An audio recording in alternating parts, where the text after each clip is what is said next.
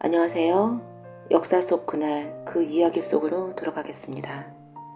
소년 이융이 처음 만난 여인은 신승선의 딸이었다. 신승선은 세종의 아들 이명대군 이구의 딸의 아들이었다. 그러니 신승선의 딸 신씨는 이융에게는 칠촌 아주머니 뻘이 된다. 일종의 근친혼인 셈이었다. 조선왕실은 북의 근친혼은 엄격히 금했지만 목의 근친혼은 문제 삼지 않았다. 그래서 조선왕실의 혼인관계를 면밀히 따져보면 목의 근친혼이 매우 많다는 것이다. 일례로 명성황후 민씨는 고종의 어머니 민씨의 사촌동생이었다. 그러니 명성황후는 고종의 오촌 아주머니 뻘이 된다. 이런 목의 근친혼은 조선왕실 초부터 흔히 발견되었는데 왕실뿐만 아니라 일반 민가에서도 흔히 있는 일이었다. 융이 결혼할 때에는 1488년 13살 때였다. 세자빈이 된 신씨는 동갑내기였다. 융은 아내 신씨를 매우 마음에 들어했다. 신씨는 후독하고 명민한 여인이었다. 또한 처신이 바르고 사려가 깊었다. 부부 금실도 좋았다. 덕분에 그들 사이엔 자녀도 많았다. 하지만 자식복은 없었다. 19살에 첫 아들을 얻었는데 이내 죽고 말았다. 이후로 여러 아이를 더 낳아 7남 2女를 얻었지만 그 중에 살아남은 아이는 2남 1녀뿐이었다. 나머지 아이들은 대부분 낳자마자 죽었다. 그 때문에 신씨는 몹시 고통스러워했고 융은 그런 아내를 안쓰럽게 여기며 위로하곤 했다. 이 무렵에 이융은 명민한 왕으로 불리었다.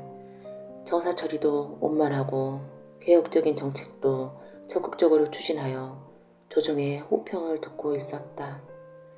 그는 성종 말기에 나타나기 시작한 태폐풍조와 부패상을 일소하기도 했다.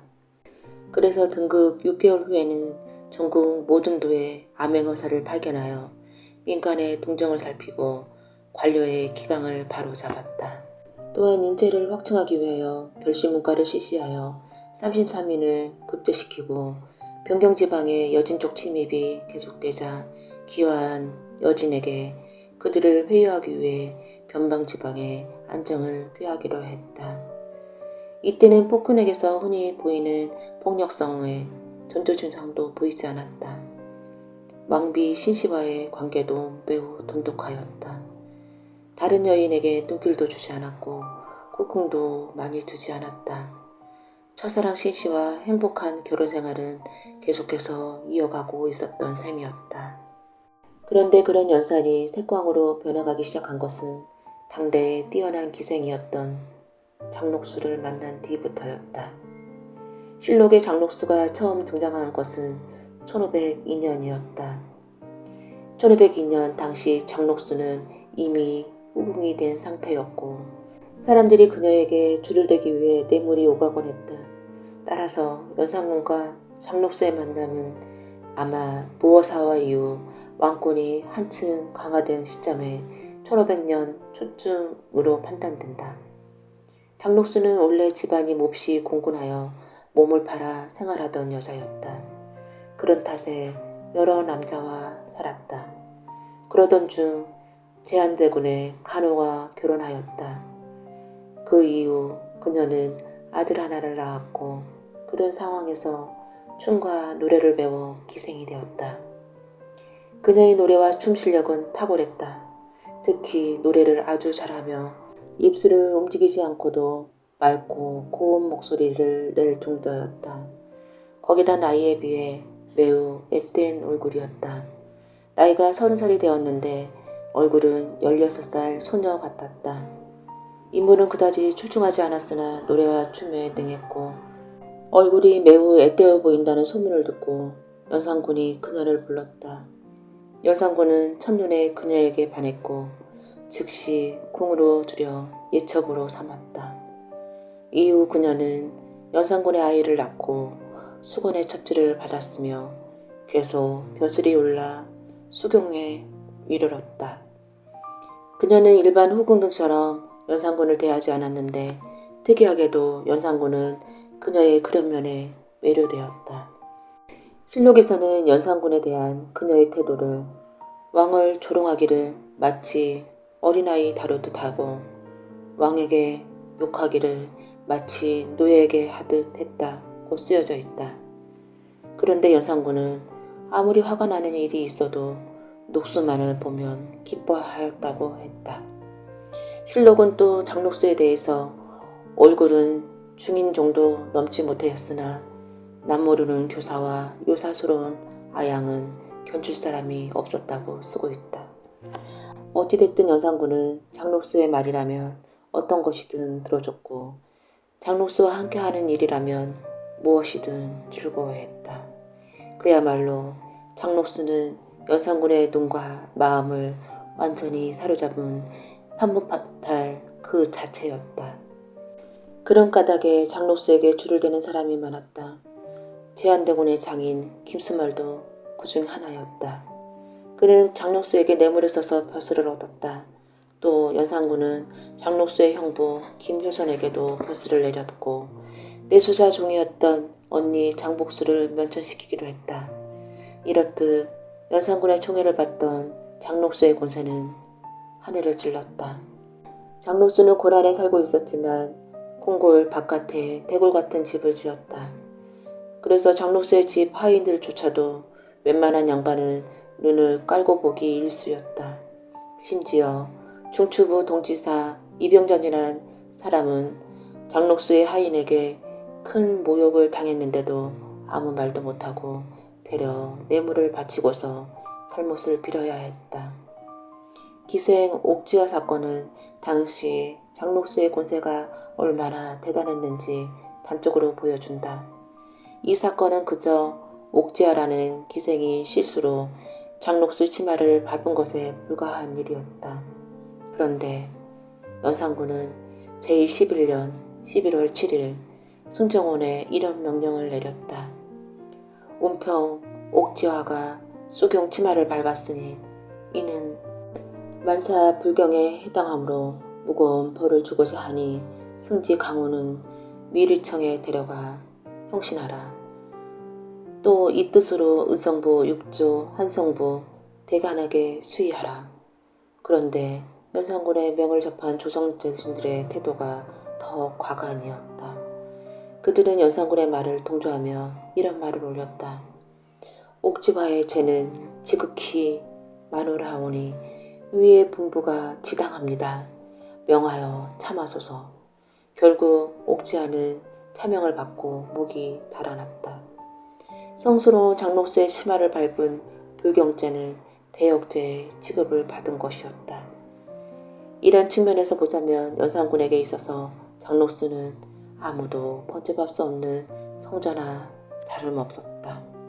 이렇듯 실수로 치마를 밟은 것을 차명으로 다스릴 정도였으니 장록수에 대해 질투심을 드러내는 여인이 있다면 과연 어떻게 되었을까? 사실 연산군은 여인의 질투는 대역죄를 저지른 것과 같다고 생각했다. 그는 질투하는 여자를 세상에서 제일 싫어했다. 그것은 아마도 자신의 생모 윤씨가 다른 후궁들의 질투 때문에 죽었다고 생각하는 데에서 비롯된 듯했다. 그래서 후궁들에게 늘 투기하지 말라고 강조했다.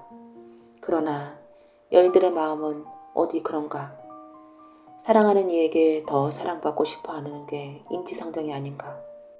연산군의 사랑을 독차지하고 있던 장록수에 대한 질투심을 드러난 여인들이 있었는데 그들은 어떻게 되었을까?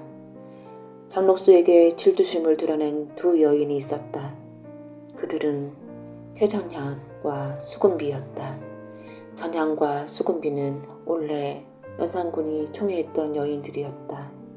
전향은 출신이 분명치 않은 후궁이었고 수금비는 사비 출신 궁녀이자 애첩이었다. 전향은 언제 후궁이 되었는지 알 수 없으나 수금비는 이 사건이 있던 해인 1504년 3월 7일에 궁녀가 되었다. 그녀는 원래 산업이었으나 연산군이 장례원에 정교하여 수금비를 대궐로 들였고 대신 광비, 옷금을 내주고 입궁했다. 당시 연산군은 전국에 채용사를 파견하여 대궐에 엄청난 수의 여인들을 끌어들여 음주와 가물을 즐겼는데, 그런 가운데 눈에 띄던 여인이 있었으니 장소를 가리지 않고 취하여 첩으로 삼았다. 전향과 수군비도 역시 그런 과정을 거쳐 호궁이 된 여인들이었다. 하지만 이들 두 사람은 그로부터 한 달쯤 뒤에 궁궐에서 쫓겨났다. 그 이유에 대해 연산군은 이렇게 밝히고 있다. 부인의 행실은 특이하지 않는 것을 어질게 여긴다. 그러나 지금 전향과 수군비는 간사하고 흉악하며 교만한 마음으로 투기하여 내정의 교화를 막히게 했으니 그 죄를 용서할 수 없다. 연산군의 말로 봐서 그들은 질투심을 드러냈기에 쫓겨난 것이었다. 궁궐에서 내쫓긴 그들은 서강에 살고 있었다. 하지만 연산군은 그들을 쫓아내는 것으로 사건을 종결짓지 않았다.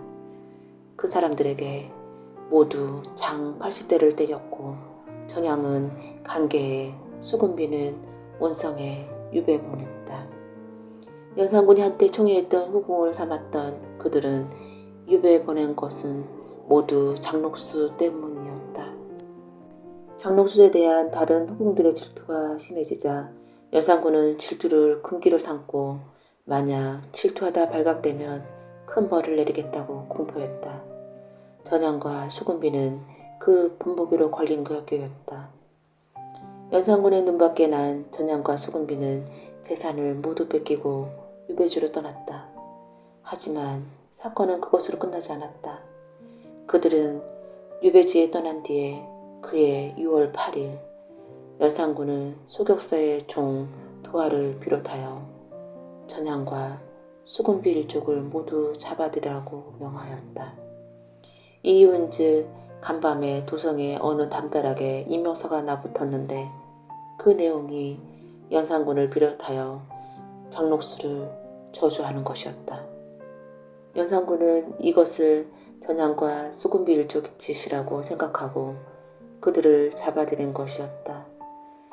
그들을 고문한 것은 추관으로 선임된 유승과 의금부 당상관들이었다. 하지만 신문 내용은 공개되지 않았다.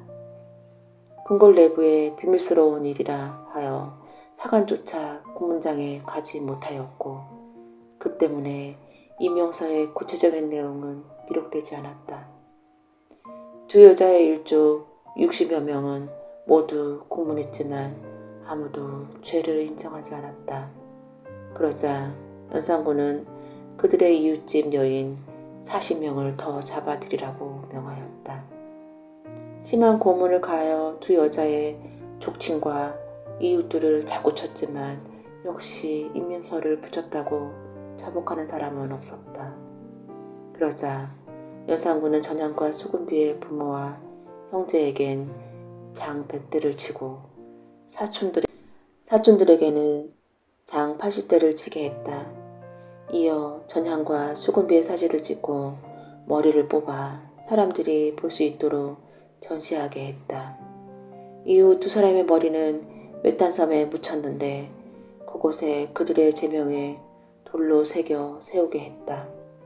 결국 질투심 하나를 드러내면 능지처참 당했으니 그야말로 질투가 황천길로 가는 문이 된 셈이었다. 연산군의 폭정이 지속되자 결국 이를 참지 못해 반정이 일어났다. 반정을 일으킨 인물은 연산군이 이상형으로 삼았던 승편 부대부인 박씨의 동생 박원종이었다. 연산군을 쫓아낸 박원종은 진성대군을 조선 11대 왕으로 내세웠다. 안녕하세요. 역사 속 그날 그 이야기 속으로 들어가겠습니다. 신숙주가 대문을 넘었다. 늦은 밤이었다. 그의 속도 편치만은 않았다. 성산문과 벗들이 꾸준함을 자꾸만 따라오고 발목을 붙잡았다. 그래서 술을 한 잔 마셨다. 문종이 직접 덮어주었던 돈피가복을 어찌 잊으랴. 그날의 명세를 어찌 잊으랴. 신숙주는 술에 취해 휘청거릴 만도 한데 이놈의 육신과 정수는 멀쩡하기만 했다. 비틀대며 사랑채를 향하던 신숙주가 안방을 쳐다보았다. 중문이 활짝 열려 있었다. 희한한 일이었다. 오밤중 아녀자의 공간이 열려 있다니 그 길로 신숙주가 중문을 넘어 안채로 향했다. 부인 윤씨가 대두보 아래 주저앉아 있었다. 놀란 신숙주가 물었다. 이 시간에 이것이 무슨 괴이한 모습이오. 외로 놀란 것은 윤씨였다. 어찌 이리로 오신 것입니까? 정녕 살아있는 것이 맞습니까? 신숙주가 윤씨의 시선을 외면했다. 윤씨가 무슨 뜻으로 저리 묻는 것인지 모를 리가 없었다. 윤씨가 벌떡 일어섰다. 맹랭해진 목소리가 신숙주의 가슴을 빗으로 파고들었다. 당신은 평소에도 성학사들과 서로 형제와 다름없이 지냈습니다. 성학사가 의금부에서 천국을 당하고 있다 전해 들었습니다. 하여 당신도 분명 그들과 함께 죽었을 거라 여겼습니다. 대감께서 죽었다는 통지가 오면 자결이라도 해야 할 듯하여 윤씨가 신숙주를 뚜려져라 보았다. 그리고는 망연자실 혼잣말처럼 중얼거렸다. 헌데 대감께서는 살아 돌아온 것이 뜻밖의 일입니다. 윤씨를 외면한 채로 신숙주가 담담하게 말했다. 내가 죽지 않아 상당히 실망하신 모양이오. 그러나 앞으로 더 실망할 일이 많을 것이니 이제 그리 알고 계시오. 신숙주가 안채를 나섰다. 돛보자락에서 찬바람이 일었다. 나도 사람이요. 살고 싶소. 내 자식들도 살리고 싶소. 나는 나의 재주가 아까운 사람이요. 목숨을 잃은 것보다 나는 내 재주를 나라를 위해 쓰고 싶은 게요. 이것이 변명이라고 해도 어쩔 수가 없소. 나라고 어찌 편만 하겠소. 자본을 수도 없이 했소. 그렇소. 나는 겁쟁이고 변절자요. 사랑채로 들어서는 신숙주의 얼굴이 비장했다. 신숙주는 이제 피할 수 없는 배신자가 되었다. 단종 보기 사건이 실패로 돌아간 후 단종은 상황에서 밀려나 서인이 되었다. 그리고 영월로 유별되었다. 단종의 왕비인 정순왕후 송씨 또한 의덕왕 대비가 되었지만 1457년 6월 단종이 노상군으로 강등되자 그녀도 궁에서 쫓겨났다. 정승왕후는 신여색과 함께 정업원에서 목숨을 연명했다. 그녀는 아침 저녁으로 소복을 입고 동쪽에 있는 산봉우를 올라 영월을 향해 통곡했다. 이때부터 신숙주는 정인지와 함께 단종 서사를 주장했다. 세조는 민심을 의식해 시간을 끌었지만 단종을 살려줄 마음은 왼쪽부터 없었다. 결국 세조 3년 10월 21일 금부도사 왕방연이 사약을 받들고 영월에 이르렀다. 왕방연은 차마 쌀이 대문을 들어서지 못한 채 흐느꼈다. 전하! 시간이 늦어지면 더욱 곤란합니다. 단종을 지키던 나장이 말했다. 잠시만이면 되네. 왕방연이 마음을 다잡으며 뜰 가운데로 들어가 엎드렸다.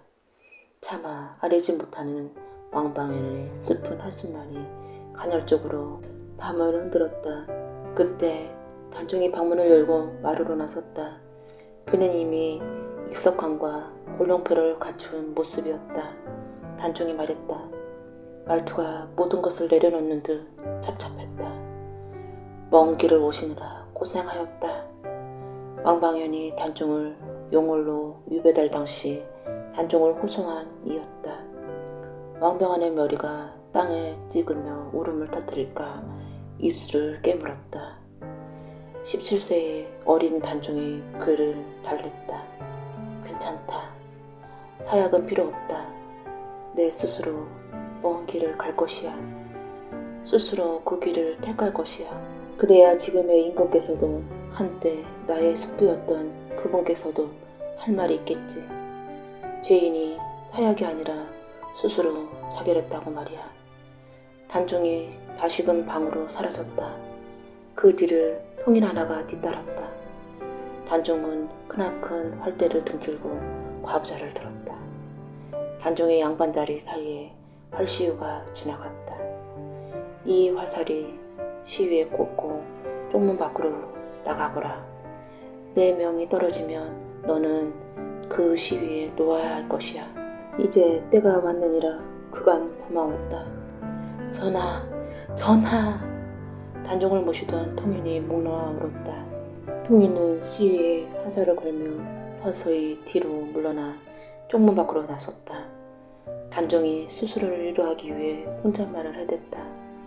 그래, 무섭다. 두렵다. 도망치고 싶다. 저 화살의 시위가 떠나면 나는 죽겠지. 그러나 나는 절대 사약을 마시지 않으리라. 그 사약을 마시고 절대 죄인이 되지 않을 것이다. 벌써 단종 포기 운동으로 인해 숙부인 금성대군마저 죽임을 당했다. 살고자 발버둥 친다면 가까운 이들이 모두 죽을 터였다. 지금이다. 활을 놓아라. 단종이 눈을 감았다. 훅. 화살이 손살같이 날아와 단종의 가슴에 박혔다. 그 시간이 한 호흡이 되지 않았다. 붉고 뜨거운 피가 바닥에 흥건히 적셨다. 이날 단종을 모시던 시녀와 종들이 동강에 몸을 던져 죽었다. 세조는 단종의 스스로 목숨을 끊었으니 예로서 장사를 지낼 것을 명하였다. 단종과 함께 세종의 후궁이었던 혜빈양씨도 죽임을 당했다. 단종에게 젖을 먹여 키웠기 때문이었다. 혜빈양씨의 아들이었던 한남군과 연풍군도 목숨을 잃었다. 단종의 장인이자 정순왕후의 송씨의 아버지 송견수도 교흉에 처해졌다. 단종의 죽음에 대한 죄를 두어 세상은 신숙주와 정인지의 으뜸으로 뽑았다. 신숙주가 세조를 아련했다. 신숙주는 무언가 어려운 이야기를 숨기고 있는 듯하여 세조가 물었다. 귀니 할 말이 있는 듯하구나. 단도직입적으로 말씀을 올리겠습니다. 노상군이 자결하였고 그의 왕비 송씨가 관비가 되었사옵니다. 송씨를 공신비로 받았으면 하옵니다. 세조의 낯빛이 순간 굳어졌다. 신숙지 또한 무척이나 긴장한 탓인지 얼굴빛이 좋지 못했다. 신숙주는 분명 세조에게 큰 힘이 되었고 되고 있었다. 그런데 오늘과 같은 일이 생각지도 못한 변수였다. 한때 왕비였던 여인을 대신에 노비로 달라니 세조가 대꾸했다. 그는 아니 될 일이다. 그래도 내게 한때는 왕비셨고 지금은 죄인이나 조카 며느리였다. 송씨에 관해서는 따로 준비해놓은 것이 있으니 이 말 밖으로 새어나갈까 두려우니 그대는 오늘 일은 없었던 걸로 하라. 신숙주가 대답 대신 고개를 깊이 조아렸다. 정순왕후 송씨는 미모가 빼어났다. 신숙주가 처음이었지만 다른 대신들 또한 이러한 요구를 하지 말라는 법이 없었다. 얼마 후 세조는 단종의 누이인 경혜공주의 소생을 송씨에게 양자로 주었다. 정종과 경혜공주 사이에 난 정미수였다. 정미수는 아버지인 형조 참판 정종이 사사되고 경혜공주가 관비로 전락하자 세조가 거두어 궁에서 돌보고 있었다. 정순왕후 송씨는 정미수를 양자로 들여 키우다가 82세 성인의 신분으로 졸하였다. 훗날 단종이 복이 되면서 그녀도 함께 복이 되었다. 연산 4년 7월 13일의 기록에 단종에 대해 김일손이 공초한 내용이 안타깝다. 사초에 이르기를 아래와 같다. 노선의 시체를 숲속에 던져버리고 한 달이 지나도 염습하는 자가 없어 까마귀와 소개가 날아와서 쫓았는데 한 동자가 밤에 와서 시체를 짊어지고 달아났으니 물에 던졌는지 알 수가 없다. 신숙주에게는 늘 골칫거리는 아들 하나가 있었다. 바로 넷째 아들인 신정이었다. 신숙주는 죽기 전 신정을 두고 반드시 집안을 회망시킬 자식이라고까지 하였다. 벼슬을 하기 전에 시정 잡배들과 어울리면서 장사 등 온갖 방법으로 명리를 꾀하고 백성들을 괴롭혔다. 신정이 의금부에 잡혀왔다. 놓아라. 놓지 못할까? 내가 누군지 알고 이러는 것이더냐. 신정은 평안도 감찰사였다. 아직까지도 제 죄를 인정 못하고 눈을 부라렸다. 신정은 죄인이 되어 포박되었다. 이유인즉 인신임금의 도장을 위조했기 때문이었다. 성종이 친히 걸음했다. 신정을 쳐다보는 성종의 눈빛이 맹몰찼다. 내 너의 욕심을 잘 알고 있었다. 내 아비가 죽자 그의 첩, 아들들, 형제들의 재산도 전부 빼앗았지 않았더냐. 어디 그뿐이냐. 너의 대문 앞에는 뇌물을 바치려는 자가 줄을 섰고 반드시 진귀하고 좋은 것이 있으면 수단과 방법을 가리지 않았다. 내 이러한 일을 실로 모른다 여겼더냐. 신정이 놀라며 눈동자를 재빨리 굴렸다. 어째서 그런 시시한 이야기가 성종의 귀까지 들어갔는지 알 수가 없었다. 신정이 재빨리 대꾸했다. 모두가 거짓이옵니다. 모두가 헛소리옵니다. 어찌 소신이 그런 배은망덕한 짓거리를 했겠사옵니까? 모두가 모함입니다. 전하. 신숙주는 자식의 복이 없었다. 그것을 변절자라는 이유로 자업자득이라 하기에는 무리가 있겠지만은 첫째 아들은 일찍 죽었고 신숙주의 기대를 한몸에 받았던 둘째 아들은 한경도 갈사서에 있다가 이시의 난에 목숨을 잃었다. 사실 신정은 과거에 급제하여 벼슬을 한 게 아니었다. 아버지 신숙주의 배경으로 버슬을 시작하였다. 그는 아버지 덕에 재상이 되었다. 성종이 한심스럽게 신정을 쳐다보았다. 내가 처음에는 설마 내가 임금의 도장을 위조했을까 의심하지 않았다. 그리하여 체포명령도 하지 않았다. 일이 이렇게까지 커졌음에도 스스로 변명조차 없으니 내 어찌 너를 곱게 보아줄 것이냐. 숨김없이 자복하면 무처만을 피할 것이오. 만약 자복하지 않으면 형장을 받을 것이야. 신정이 고개를 내저었다. 모두가 거짓이옵니다. 신이 어찌 감히 임금의 도장을 위조했겠사옵니까? 신이 무엇이 부족하여 그런 짓을 저질렀다 하옵니까? 아직도 정신을 못 찾은 것이냐? 지금도 내 아비의 뒷배를 믿고 있음이야. 내 아비와 한명회가 나를 임금으로 옹립했다곤 하나 그들은 이미 죽은 몸이고 이실직고 하지 않는다면 귀신이 된 내 아비가 저승에서 통곡할 이름을 어찌 모르는가? 신정은 성종의 가짜 도장으로 임명장을 만들었다. 그것으로 욕심이 났던 이를 자신의 종으로 삼으려 했던 것이었다. 수행원의 자첩 위조였다. 억울하옵니다. 전하. 실로 억울하옵니다. 어찌 소신이 아버님의 뒷배를 믿고 그와 같은 일을 저질렀겠사옵니까? 억울하옵니다. 억울하다? 내 너의 죄를 낱낱이 읊어야만 시인할 것이더냐.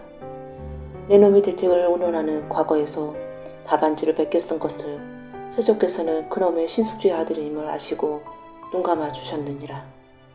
그와 같은 일이 창피하지도 않았더냐. 너의 가문에 먹칠하는 것이 그리도 좋더냐. 어디 이쁜 일이야. 공덕비를 세워달라 하였다지. 백성들의 등골을 빼어놓은 곡식을 도로 나눠주고는 너를 위한 공덕비를 만들어서 대동문 밖에 세워달라? 기가 막혀서 이까지 막힐 지경이로다. 여봐라. 저놈이 이슬 찍고 할 때까지 매우 쳐라. 전하. 결국 형장이 네 차례나 이르자 신정이 자신의 죄를 인정했다. 전하, 전하, 살려주시옵소서. 신이 죽을 죄를 지었나이다. 신의 아비를 보아서라도 이번 한 번만 더 살려주시옵소서. 전하. 수신이 종 하나가 탐이 나서 그만 도망이 났었나 봅니다. 성종이 손을 들자 몽둥이가 멈췄다. 하여 임금의 도장을 위조했더냐? 전하. 조정에선 신정의 죄를 두고 의견이 분분했다. 신정의 죄는 사형감이었다. 그러나 신숙주의 공이 있으니 자결할 것을 명하라는 의견도 있었다. 너의 죄를 두고 몇몇은 스스로 자결할 것을 권하였다. 그러나 너는 중죄임을 알고서도 고의로 죄를 범하였다. 그런 내 놈의 자결이라. 내 놈은 그런 인사도 되지 못하리라. 당초 내 놈이 임금의 도장을 위조하였을 때 반드시 너의 꿍꿍이 셈이 있었을 것이다. 바로 내 마비의 공일터. 이것이야말로 임금을 무시하고 조정을 기망하는 것이 아니더냐. 그러나 신숙주가 나라에 공이 많고 너 또한 진공신이니 내 어찌 용서하고 싶지 않겠느냐. 전하, 성은이 망극하옵니다. 신정이 그제서야 안도했다. 성종이 다시금 말하였다. 그러나 만세의 법이 한때의 정으로 인하여 가볍게도 무겁게도 할 수 없는 것이다. 나의 시대가 어지지 못하여 종이 주인을 죽이거나 이처럼 임금의 도장을 위조해 함부로 사람을 착취하는 일이 생겼으니 내가 매우 부끄럽도다. 나는 처음 여러 사람의 의견을 물리치고 그대를 임명하였도다. 너는 무슨 까닭으로 나를 저버림에 이에 이르렀느냐. 신숙주의 아들이라 하여 내가 중벌을 처하지 못할 것이라 생각하였느냐. 신숙주의 영혼이 너에게 무엇라 하겠느냐. 임금을 속인 죄를 어찌 받고 싶은 것이냐. 신정의 눈이 좌우로 급히 흔들렸다. 무언가 오싹하며 기분이 좋지 못했다. 신정이 흐르키며 송종에게 애원했다. 살려주시옵소서 전하. 살려주시옵소서. 소신이 실정을 고백하지 못한 것은 심히 부끄러워서 그랬나이다. 전하. 부끄러워서 그랬다기보다는 형벌이 그만큼 아프고 두려워서 실토를 한 거겠지. 어명이다. 죄인을 당장 사사하라. 전하, 어찌 이러시는 것이옵니까? 전하의 어자를 앉힌 분이 바로 제 아비옵니다. 그 은혜를 어찌 이리 저버리시는 것이옵니까? 금군에게 신정이 끌려갔다. 신정은 그날로 청파리에서 사사되었다. 해동학부에 이르기를 공이 젊었을 때 성상문 박팽령과 더불어 문종의 탁고의 유언을 받았었다. 세조가 왕위에 오름에 벼슬이 상상에 이르고 나이가 59세에 임종에 임하자 한숨을 쉬며 탄식하기를 인생이나 마침내 이에 그치고 마는가 하였으니 대체 후회하는 마음이 싹터서 고려하였다. 의군부에 가둔 황이 맹사성을 발칙하고 서선의 직첩을 회수하는 등의 명을 내렸다. 자의정 황희와 우의정 맹사성과 형접한서 서선을 의군부에 가두었다. 사연은 황희의 사위 서달이 신창에서 아전을 죽인 사건에 연루된 것이었다. 서달은 황희의 사위였다. 서달이 신창현에서 자신에게 예를 갖추지 않는다는 이유로 고을 아전을 잡아다가 마구 때렸다. 그런데 매를 맞은 아전이 이튿날 죽고 말았다. 아전의 이름은 표운평이었다. 운평은 집에서 당연히 이 일을 상부에 보고하고 고소할 수밖에 없었다. 황희의 인상이 어둑해졌다. 얼굴 전체에 퍼진 검버섯이 더욱 도드라져 보였다. 짤년이 찾아와 애골복골하였다. 드디어 기다리던 맹사성이 사랑채에 들었다. 황희의 얼굴은 더욱 죽을상이 되었다. 맹사성은 우의정이었고 황희는 직책이 자의정이었다. 맹사성이 사정을 몰라 먼저 물었다. 좌의정께서는 표정이 어찌 그러하신가? 우의정, 나 좀 살려주시게. 살려달라니 어디 못수병이라도 걸렸나? 차라리 못수병 걸렸으면 죽기라도 하지. 사위하고 딸년 덕에 이리 청을 넣고 있네. 서달이 사람을 죽였는데 조정이 알려지면 목숨이 이토릴 거 아닌가. 아전 하나가 예를 갖추지 않는다고 잡았는데 그걸 본 운평이란 자가 대거리를 하자 홧김에 그만 때려 죽였다지 뭔가. 그 죽은 사람이 신창 사람이라 하는만. 황희가 말을 끊으며 잠시 맹사성의 눈치를 보았다. 신창이면 맹사성의 고향이었다. 황희가 다시금 부탁했다. 어찌 좀 봐주시게. 딸을 과부로 만들 수 없지 않은가. 신창일만 잘 처리되면 서선이 형조판소로 있으니 문제될 것이 없을 것이네. 맹사성이 사정을 이해한 듯 고개를 작게 끄덕였다. 형조파서 서서는 서달의 아비였다. 또한 맹사성에게 고향 아전 하나 구워 삼는 것은 일도 아니었다. 황희가 저렇게까지 청을 넣으니 맹사성도 뿌리치기가 힘이 들었다.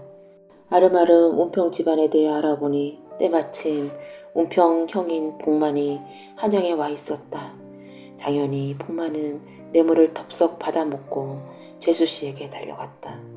복만이 울며 빌었다. 황희와 맹사성의 뜻을 어겼다간 신창에서 살지 못하거니와 아전의 짓도 못할 판이었다. 헌데 뇌물까지 받았으니 죽은 동생은 안 됐지만 살 길이 두고두고 열린 것이었다. 재수씨, 안타깝지만 죽은 자는 다시 살아날 수 없는 것 아니오. 봉골 재상과 현임 수령의 명령으로 아전에 순정하지 않았다가 나중에 몸을 둘 곳이 없을게요. 제발 우리 집 좀 살려주시오. 운평의 아내가 울부짖었다.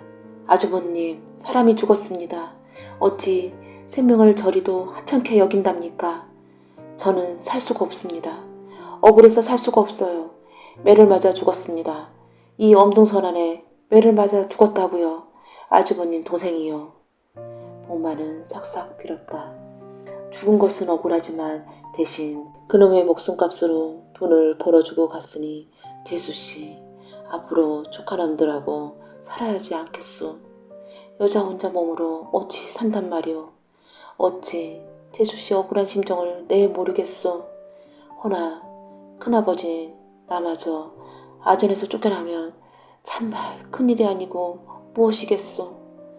하는 수 없이 운평의 아내는 합의의 뜻으로 사화장을 써주었다. 이후 조소가 다시금 꾸며졌다. 서달의 죄는 그의 종이 뒤집었었고 사건의 보고는 7개월 동안이나 미뤄졌다가 슬그머니 의금부로 넘겨졌다. 이러는 와중에 당연히 황희의 사이 서달은 방면되었다. 아버지가 형조판사이니 일도 아니었다. 그러나 세종 9년 6월 21일 세종이 정사를 보다 무언가 미심쩍어 물었다. 이 일은 어떤 일이냐?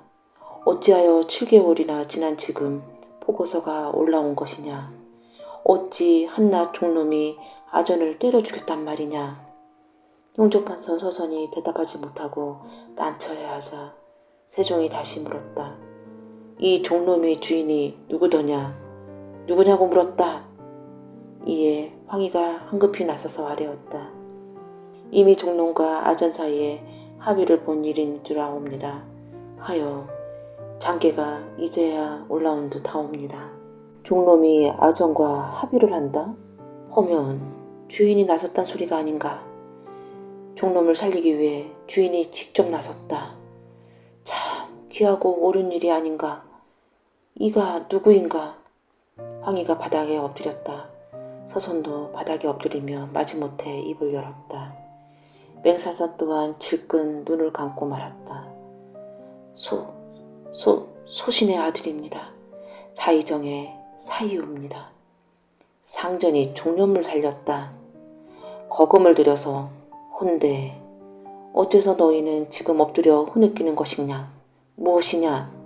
내 아들이 종놈이 아전에 죽인 것이 확실하더냐? 아니면 너희가 작당을 부리는 것이더냐? 서선이 변명을 했다. 전하, 그런 것이 아니었고 아비된 자로서 어찌 자식의 허물을 보고만 있겠사옵니까? 신을 죽여 주옵소서. 세종이 자리에서 벌떡 일어섰다. 아비된 자로서 자식의 허물이라 허면 종놈이 죽인 것이 아니라 너희 아들이 사람을 죽인 것이더냐? 그런 것이더냐? 전하, 소신을 죽여주시옵소서. 아비된 자인이 누구보다도 자식의 허물을 바로 잡아야 하질 않더냐? 너희는 나라의 재상들이다. 이런 자들이 어찌 백성을 억울함을 살피고 이와 같이 작당을 하였더냐? 여봐라, 형조판서 서선을 가두고 자의정 우의정 또한 군부에 가두어라 하고 이 일은 처음부터 철저히 다시금 조사하라. 그렇게 하여 황희와 맹사성, 서선이 의군부에 갇혔다. 무질펀한 사건이 세종에 의해 만천하에 드러났다.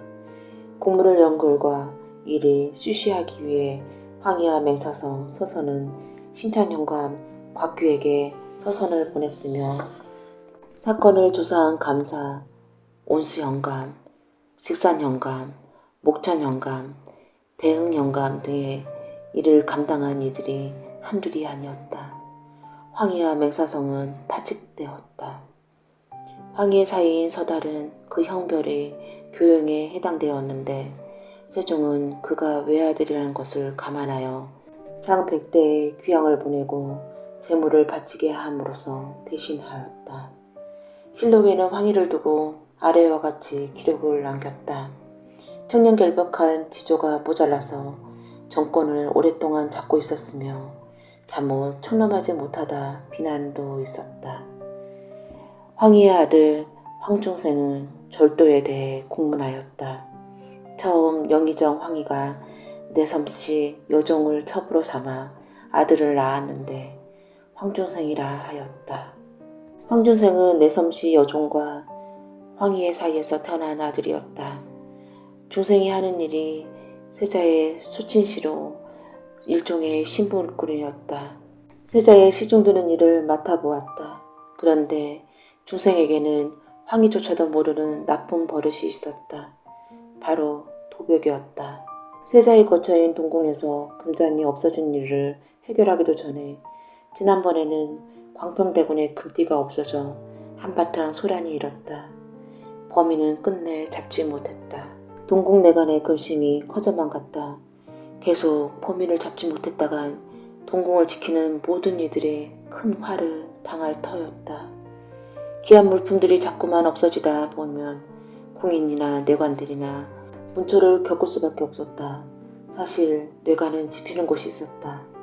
그러나 의심만으로 잡아들였다가는 후환이 들어온 용의자였다. 바로 황희의 서얼인 황중생이었다. 헌데 이번엔 세자가 관복을 입을 때 사문 밑에 쓰던 모피로 된 이염이 사라지는 일이 발생됐다. 그리고 이염이 사라지던 날 태곤하던 중생의 소맛자락이 평소와 달랐다. 무언가를 급히 구겨 넣은 듯 한 모양새였다. 내가 중생의 행동거지도 어색하기 짝이 없었다. 동궁 내가는 멀쩡한 이를 의심했다는 이유로 공문을 당하더라도 계속 지켜만 볼 일이 아니었다. 내가는 무관벼슬인 삼군 진문을 불러 중생의 집을 수색하도록 청하였다. 아니나 다를까 없어진 이염이 중생의 이불 속에서 발견되었다. 중생은 즉시 의금비로 잡혀들어가 추국을 당했고 모든 일을 자백했다. 그의 집에서는 이염뿐이 아니라 없어진 금잔도 광평대군의 금띠 또한 나왔다. 그런데 없어진 금의 무게는 20냥이었는데 중생의 집에 나온 것은 모두 11냥이었다. 의금비에서 물었다. 바른대로 고하라. 없어진 9냥은 어디에 숨겨둔 것이냐? 영의정인 내 아비에게 주었더냐? 중생이 고개를 내저었다. 모릅니다. 저는 아무것도 모릅니다. 그것들이 왜 소인의 집에서 발견되었는지 실로 알지 못합니다. 내 놈이 아직도 정신을 차리지 못한 것이야. 매질을 더 당해야만 이실 쫓고 할 것이더냐? 영의정을 불러 대면시켜야 지시를 고할 테냐? 아닙니다. 소인이 적경 황보신에게 주었습니다. 그의 첩 윤희도 알고 있습니다. 중생의 입은 황금의 무게만큼이나 무겁지 못했다. 황희의 자식 중 도벽이 있었던 것은 중생만이 아니었다. 황보신은 황희의 정실 부인에게 난 둘째 아들이었다. 당장 황보신과 그의 첩 윤희를 잡아들여라. 황보신과 윤희가 의금비로 잡혀왔다. 의금부가 중생에게 다시금 물었다. 9냥은 어디로 간 것이냐? 누구에게 주었다고 하였더냐? 중생이 황보신을 슬쩍 바라보자 황보신이 중생을 노려보았다. 황보신이 먼저 변명을 해댔다. 아닙니다. 저는 아닙니다. 든 바가 없습니다. 어찌하여 저런 자의 말만 듣고 이리 잡아들인 것입니까? 내가 영의정의 아들임을 모르고 이러시는 것입니까? 어찌하여 청백리를 겸한 아버님의 얼굴에 먹칠을 하겠습니까? 이는 저 서울놈의 농간입니다. 중생에게 한 차례 고문을 더 가했다. 중생은 처음과 같이 황보신에게 주었다고 말했다. 보신은 다시금 딱 잡아댔다. 중생은 더 이상 참지 못하고 미친놈처럼 황보신에게 대들었다. 웃기시네. 너와 너의 첩 윤희가 같이 앉아있을 때 내가 바로 지어주었다. 내가 윤희에게 묻기를 내가 아는 척을 많이 하는데 이것이 진짜 황금이냐 하니 윤희가 대답했지. 진짜 황금이어요. 그러자 내가 가죽주머니에 넣질 않았더냐. 이번엔 황보신의 첩 윤희가 무릎을 꿇으며 말했다. 거짓을 꾸미는 것이니 사실이 아닙니다. 정말 니들이 이럴 거란 말이지. 내가 의금부지사가 되었을 때 말 한 필과 필단 두 필을 훔쳐 윤희에게 주었지. 그뿐이랴? 금으로 만든 돈꽃도 사사로이 훔쳐다가 전년머리에 꽂는 장식품으로 쓰지 않았더냐. 여기서 더 까발려버려? 내 놈이 한 짓을 말이다. 소식을 듣고 급히 달려온 황희가 벽에 팔을 짚으며 몸을 의지했다. 저것들은 도대체 어디서 왔었고 과문에 먹칠을 해도 유분수지. 황희는 할 수만 있다면 황보신은 부인의 뱃속으로, 황중생은 첩의 뱃속으로 도로 집어넣어 버리고 싶은 심정이었다. 이후 의금부가 황보신의 집을 수색하자 빼돌린 나머지 작물들이 많이 발견되었다. 의금부에 갇힌 황중생에게 황희가 찾아갔다. 아무런 말이 없이 우뚝 서 있는 아버지를 보며 중생도 할 말이 없었다. 황희가 말했다. 너는 이제 내 아들이 아니다. 내 갈 길로 가거라. 황희를 똑바로 바라보지 못하고 있던 중생이 그제야 아버지를 바라보았다. 대감마님께서 제게 해주신 것이 뭐가 있다고 이제 버리기까지 하십니까? 네, 저도 대감마님을 버리겠습니다. 아버지라 보지 못하는 아버지는 소인에게도 필요 없습니다. 황희는 황중생을 버렸고 황중생도 성을 조씨로 바꾸며 아버지를 버렸다. 이 이야기는 세종실록 91권 22년 10월 12일에 기록된 이야기입니다.